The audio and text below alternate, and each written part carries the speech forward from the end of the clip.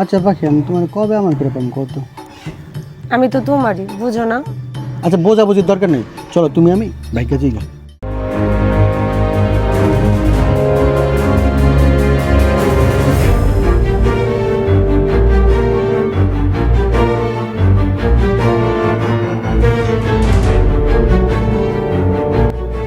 মা, ও মা, কই তুমি? মা, আরে ভাই, কই যাস? এদিকে আয়। আসসালামু আলাইকুম ভাই, ভালো আছেন? হ্যাঁ ভালো আছি, কিন্তু তুই দৌড় দিলি কে? ও ভাই একটু কাজ আসল তো, আসছিলাম ওই যে ঘরে একটা লাইট নষ্ট হয়ে গেছে তো, ওইটা ঠিক করতে। ঠিক আছে ভাই, থাকেন। আচ্ছা তাহলে মিষ্টি খাই যাচ্ছি কিন্তু। ঠিক আছে ভাই। ধরা তো খাই নাই, আল্লাহ বাঁচাইছে।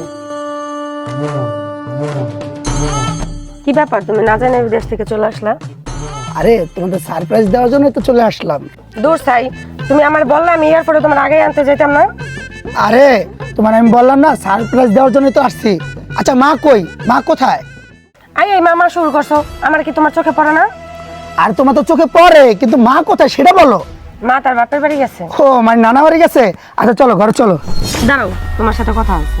তো চলো ঘরে যা কথা বলি। না, কথা এখানে বলতে হইব। আচ্ছা তো চেতকা কি হয়েছে বলো। শোনো, আমি তোমার সংসার আর করব না। হয় এই সংসারে তোমার মা থাকবে, নাহলে আমি থাকবো, দুইটার একটা।